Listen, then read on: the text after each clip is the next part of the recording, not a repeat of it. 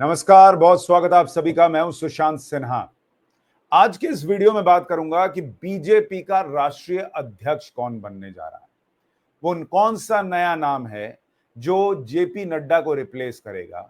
और इस साल जो बिहार के चुनाव होने हैं, उसके बाद अगले साल बंगाल का चुनाव है, फिर यूपी का चुनाव होना है 2027 में, राष्ट्रपति का चुनाव, उपराष्ट्रपति का चुनाव, फिर 2029 का जो बहुत बड़ा लोकसभा चुनाव है। ये सारी चीजें हैं जो उस व्यक्ति के कंधे पर आने वाली।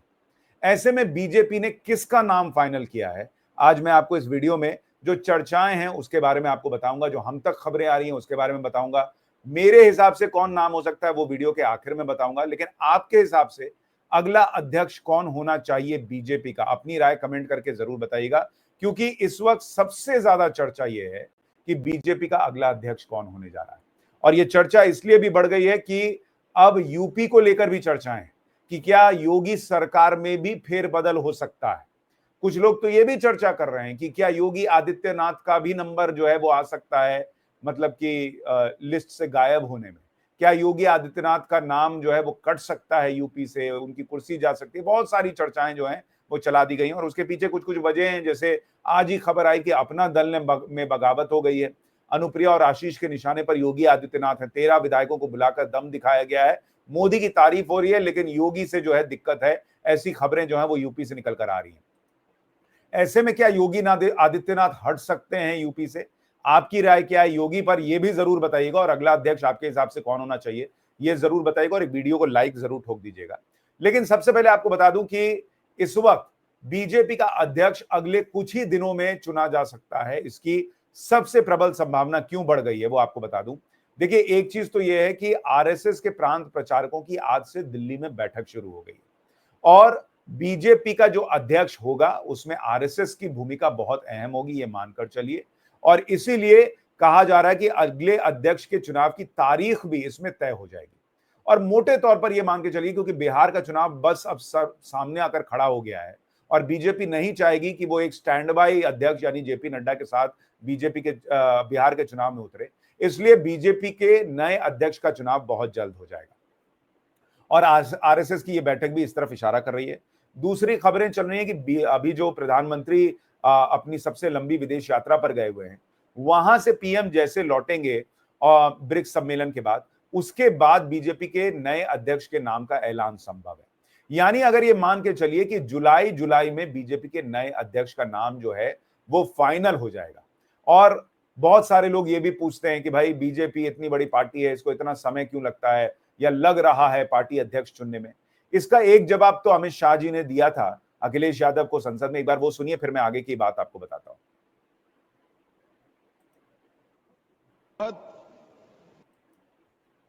एक सेकंड, आपको अभी अमित शाह का बयान सुनवाता हूं जो उन्होंने संसद में कहा था। हंसते हंसते कहा है, इसको हंसते हंसते जवाब देना। ये सामने जितनी पार्टियां हैं उनका राष्ट्रीय अध्यक्ष उन 5 लोगों को ही चुनना है परिवार के। हमें माननीय अध्यक्ष जी करोड़ों सदस्यों में से 12-13 करोड़ सदस्य प्रक्रिया कर कर चुनना है तो देर लगती है। आपके यहां जरा भी देर नहीं लगेगी। मैं कह देता हूं अभी 25 साल तक आप अध्यक्ष हो जाओ, नहीं बदल सकता। तो अमित शाह ने अखिलेश यादव को संसद में कहा था, भाई आपके यहां तो 4-5 लोगों में से चुनना रहता है तो चुन लेते हैं, हमारे यहां एक लंबी प्रक्रिया है। और वो प्रक्रिया क्या है, क्यों वक्त लगा है, आपको जरा उसके बारे में भी विस्तार से बताता हूं। कि देखिए, बीजेपी की एक प्रक्रिया जो है उसके तहत जितने राज्यों में उसकी यूनिट्स हैं उसमें से 50% में उसके अध्यक्ष चुने जाने तय होते हैं। तो बीजेपी की जो स्टेट यूनिट्स हैं 37 जगहों पर, उनमें से 22 में अब बीजेपी ने संगठनात्मक चुनाव करा लिए हैं और वहां पर अपना जो है वो अध्यक्ष चुन लिया है। यानी अब कोई भी बीच में रुकावट नहीं है बीजेपी के नए अध्यक्ष को चुनने में। और अगर आप देखेंगे कि क्यों मैं कह रहा हूं कि जुलाई के अंदर अंदर बीजेपी के नए अध्यक्ष के नाम का ऐलान हो जाएगा, बीते 2 दिन में 9 राज्य में नए प्रदेश अध्यक्ष बीजेपी ने चुने हैं।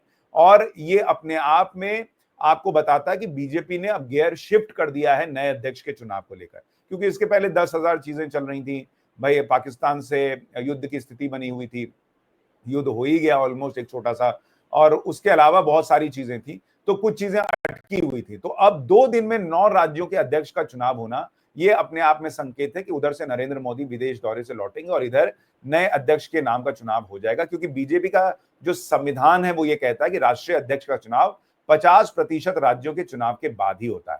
तो 37 मान्यता प्राप्त स्टेट यूनिट है बीजेपी की, 19 में चुनाव जरूरी था, अब तो 22 में हो चुका है, तो इसलिए इसमें कोई दिक्कत नहीं है और ये काम अब जो हो जाएगा आराम से। और बीजेपी को अपने स्टेट यूनिट में भी चुनाव कराने में थोड़ा वक्त इसलिए लग जाता है क्योंकि वहां एक नियम है कि हर विधानसभा से एक सदस्य वोट करता है।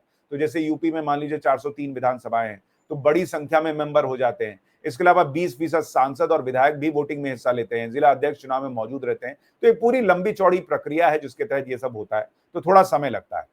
दूसरी चीज जो चल रही है कि बीजेपी जो है वो यूपी में अपना बीजेपी यूपी में अपना स्टेट प्रेसिडेंट चुनने में समय क्यों लगा रही है, और क्या योगी सरकार में फेरबदल होगा, क्या योगी जी की कुर्सी को कोई खतरा है। देखिए, यूपी को लेकर अटकलें तो बहुत चल रही हैं। उस बीच में आपको अमित शाह जी का एक बयान याद दिलाता हूं जो उन्होंने संसद में कहा था, फिर उसके बाद आगे की बात करता हूं। यह बयान उन्होंने योगी आदित्यनाथ को लेकर दिया था। वो भी रिपीट होने वाले,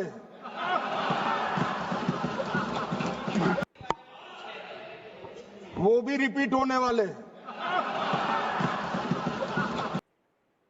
तो अखिलेश यादव योगी आदित्यनाथ को लेकर कुछ मजाक कर रहे थे, तो उसमें अमित शाह ने कहा था कि भाई योगी आदित्यनाथ भी यूपी में रिपीट होने वाले हैं।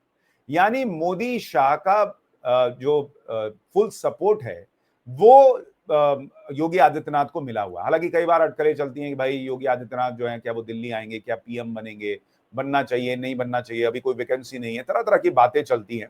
लेकिन यूपी के लिए फिलहाल जो है योगी आदित्यनाथ को लेकर कोई संकट बहुत बड़ा नहीं दिख रहा। हाँ, हलचल जरूर है, चर्चाएं जरूर हैं कि भाई क्या योगी आदित्यनाथ का पत्ता कट सकता है, ये कहा नहीं जा सकता, पॉलिटिक्स से कुछ भी हो सकता है, लेकिन फिलहाल एकदम इमीडिएटली कुछ हो रहा हो ऐसा दिखता नहीं है। दूसरा, बीजेपी को प्रदेश अध्यक्ष चुनने में यूपी में जो समय लग रहा है, अगर उसकी बात करें तो भाई वहां पर कई नाम चल रहे हैं, जिसमें विनोद सोनकर हैं, विद्यासागर सोनकर हैं, रामशंकर कठेरिया का नाम इसमें शामिल है। ये तीनों अनुसूचित जाति वर्ग से आते हैं। साथ ही अगर आप देखिएगा कि ओबीसी वर्ग में स्वतंत्र देव सिंह है, अमरपाल मौर्य हैं, बाबूराम निषाद है, धर्मपाल सिंह है, केंद्रीय मंत्री बीएल वर्मा है, साध्वी निरंजन ज्योति है। इन तमाम नामों पर चर्चा चल रही है। लेकिन यूपी में प्रदेश अध्यक्ष चुनने को लेकर समय इसलिए भी लग रहा है, काजरा भाई अभी यूपी में एक तो समय है चुनाव होने में, दूसरा अखिलेश यादव अपनी पीडीए की जो है वो बिसात बिछा रहे हैं। तो बीजेपी चाहेगी कि कोई ऐसा प्रदेश अध्यक्ष चुना जाए जो उसकी काट के तौर पर सामने आए, और इसलिए बीजेपी किसी हड़बड़ी में नहीं है। तो 22 राज्यों में जहां पर अध्यक्ष अभी चुन लिए गए, वहां पर आप देखिए बिहार, महाराष्ट्र सब जगह हो गया, लेकिन यूपी को अभी छोड़ दिया गया है। और इसलिए भी अटकलें तेज हो गई कि क्या वहां योगी की चलेगी या दिल्ली से चलेगा मामला या संघ का मामला चलेगा, क्या अनबन है इसलिए अभी वहां प्रदेश अध्यक्ष नहीं चुना जा रहा है। तमाम तरह की अटकलें पॉलिटिक्स में चलती रहती है। फिलहाल मैं प्रदेश अध्यक्ष को छोड़कर राष्ट्रीय अध्यक्ष बीजेपी का कौन होगा इस पर आता हूं, और इसमें कुछ महिलाओं के नाम चल रहे हैं कि बीजेपी हो सकता है इस बार पहली बार कोई महिला अध्यक्ष जो है वो चुन ले। तो और मेरे हिसाब से क्या नाम बहुत प्रबल दावेदार है वो आपको आखिर में बताऊंगा, लेकिन पहले जो कुछ नाम चल रहे हैं मीडिया में, एक नाम निर्मला सीतारमण जी का चल रहा है जो वित्त मंत्री हैं इस वक्त, और इन पर नरेंद्र मोदी सरकार में तो बहुत भरोसा दिखाया गया है। तो वो इस वक्त कहा जा रहा है कि भाई एक प्रबल दावेदार बताई जा रही है महिला अध्यक्ष अगर बनाने का बीजेपी फैसला लेती है तो ये फ्रंट रनर हैं। अगर निर्मला सीतारमण का आप नाम लीजिए, और उनकी नाम की चर्चा इसलिए भी हो रही है क्योंकि अभी उनकी जो है हाल में जेपी नड्डा से और जो बीजेपी के पार्टी के महासचिव हैं संगठन के बीएल संतोष, उनसे उनकी बीजेपी मुख्यालय में मुलाकात हुई, तो इसलिए भी चर्चा होने लगी कि क्या उनसे बात हुई है कि आपको राष्ट्रीय अध्यक्ष बनाया जा सकता है, ये हो सकता है। और 33% महिलाओं को आरक्षण की बात तो बीजेपी कर ही रही है, बिल ला रही है, तो बिल ला चुकी है, तो इसलिए हो सकता है बीजेपी किसी महिला को अध्यक्ष बना दे। ये चर्चा चल रही है, अभी बनेगा कौन ये फाइनल नहीं है। दूसरा, महिलाओं की लिस्ट में अगर आप देखेंगे तो डी पुरंदेश्वरी और वनथी श्रीनिवासन का नाम चल रहा है। सीतारमण जी के अलावा इनका नाम इसलिए चल रहा है कि डी पुरंदेश्वरी जो है वो एक मजबूत दावेदार हैं और आंध्र प्रदेश की पूर्व अध्यक्ष रह चुकी हैं, तो उनके पास अनुभव है पार्टी को चलाने का और फायर ब्रांड नेता हैं। ऑपरेशन सिंदूर के दौरान प्रतिनिधिमंडल में इनको भी चुनकर भेजा गया था कि आप भी जाइए। एक नाम वनथी श्रीनिवासन का भी चल रहा है, ये तमिलनाडु से आती हैं और पेशे से वकील हैं और कोयंबटूर दक्षिण का प्रतिनिधित्व करती रही हैं। तो ये 1993 से बीजेपी में मौजूद हैं। तो ये दोनों महिलाएं जो हैं ये साउथ के राज्यों से आती हैं और बीजेपी का, या तीनों कह लीजिए साउथ से आती हैं, और बीजेपी का ध्यान चूंकि दक्षिण भारत की तरफ है तो हो सकता है कि कोई महिला अध्यक्ष अगर बनती है तो दक्षिण के राज्य से हो सकती है, ऐसे कयास लगाए जा रहे हैं।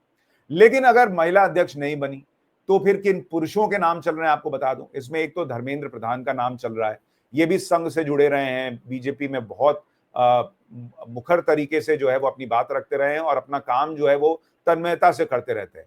एक नाम शिवराज सिंह चौहान का भी चल रहा है कि भाई मध्य प्रदेश से उनको पहले यहां लाया गया केंद्रीय कैबिनेट में, उनके पास लंबा अनुभव है, शिवराज सिंह चौहान के पास मध्य प्रदेश में काम करने का, सीनियर व्यक्ति हैं, संघ से जुड़े हैं, तो भाई उनको भी मौका दिया जा सकता है। और तीसरा नाम चल रहा है मनोहर लाल खट्टर का, जो कि हरियाणा के मुख्यमंत्री रहे और अब केंद्र में मंत्री है। और मनोहर लाल खट्टर और नरेंद्र मोदी, इनके कितने करीबी रिश्ते रहे आपको पता है कि भाई किस तरह से प्रचारक के तौर पर मोदी जी इनकी ही बाइक पर बैठकर जो है वो प्रचार करने जाते थे, एक कमरे में जो कमरा जिसमें दोनों साथ में रहते थे, तमाम तरह की उनकी पुरानी दोस्ती की बातें जो हैं वो सबके सामने हैं। तो नरेंद्र मोदी का उन पर विश्वास भी, और वो भी बहुत अनुभवी व्यक्ति हैं, पुराने संघ के व्यक्ति हैं, तो इसलिए उनका नाम भी चर्चा में चल रहा है। लेकिन मेरे हिसाब से जो चर्चाएं चल रही हैं उसमें जो मुझ तक खबरें आ रही हैं उसमें एक नाम जो फ्रंट रनर है वो है भूपेंद्र यादव का। इनकी चर्चा बहुत ज्यादा मीडिया में नहीं हो रही, लेकिन कहा जा रहा है कि भाई जो अंदर अंदर खबरें चल रही कि एक नाम ये भी हो सकते हैं। देखिए, मोदी शाह के दौर में वैसे तो फाइनल कौन होगा ये कोई नहीं बता सकता, लेकिन भूपेंद्र यादव जो है वो ओबीसी वर्ग से आते हैं और पुराने संघी हैं, बहुत पुराने। मतलब आप सोचिए कि बचपन जिनका जो है ना वो संघ की विचारधारा में बीता हो, शाखा में बीता हो, और जिस तरह से वो संघ के लिए काम करते रहे हों, भूपेंद्र यादव वो व्यक्ति हैं जो अभी करंटली जो है वो केंद्र में मंत्री हैं और पर्यावरण मंत्री हैं। लेकिन भूपेंद्र यादव के लिए यह भी कहा जाता है, उनकी आप सीवी अगर देखेंगे, अमित शाह के करीबी भी बताए जाते हैं। दूसरा कि भाई जहां जहां की उनको जिम्मेदारी दी गई, इसके पहले बिहार में, महाराष्ट्र में इलेक्शन के वक्त उनको जिम्मेदारी दी गई और उन्होंने वहां पर डिलीवर करके दिखाया है। और मतलब शांत रहते हैं, बहुत ज्यादा लाइमलाइट में नहीं आना, बहुत ज्यादा इंटरव्यूज देना, चर्चा में रहना, ये सब चीजें नहीं करते हैं। तो ये चीज भी उनके पक्ष में जाती है। नरेंद्र मोदी, अमित शाह को अगर आप देखेंगे तो बहुत ज्यादा वोकल लोग मीडिया में, ये वो उनको बहुत पसंद नहीं आता है, ऐसा हिसाब नजर आता है। तो भूपेंद्र यादव, कई लोग, कई नहीं, कुछ लोगों का मानना है, जिसमें मैं भी हूं, कि भाई भूपेंद्र यादव जो है वो फ्रंट रनर हैं बीजेपी के नए अध्यक्ष के नाम में, और हो सकता है कि वो बीजेपी के नए अध्यक्ष बन जाएं। और चूंकि वो संघ से जुड़े हुए हैं, पुराने कार्यकर्ता हैं, संघ के लगातार बिना कोई फल मिले इसकी सोच रखे हुए अपना काम करते रहे हैं, तो इसलिए हो सकता है कि उनको मौका दे दिया जाए। लेकिन फाइनली कौन अध्यक्ष बनेगा ये तो सिर्फ बीजेपी में नरेंद्र मोदी, अमित शाह, आरएसएस के लोग यही जानते हैं, और वो नाम क्या है अभी किसी को नहीं पता। अटकलें इन नामों को लेकर चल रही हैं। यूपी में क्या कोई खेल हो सकता है, नहीं हो सकता है? आपकी राय क्या है ये जरूर बताइएगा, और आपके हिसाब से नया बीजेपी अध्यक्ष कौन हो सकता है या कौन होना चाहिए ये भी कमेंट करके जरूर बताइएगा। बाकी ज्यादा वक्त नहीं है, मुझे लगता है इसी महीने के अंदर अंदर पता चल जाएगा कि अगला अध्यक्ष कौन बनने जा रहा है। नमस्कार।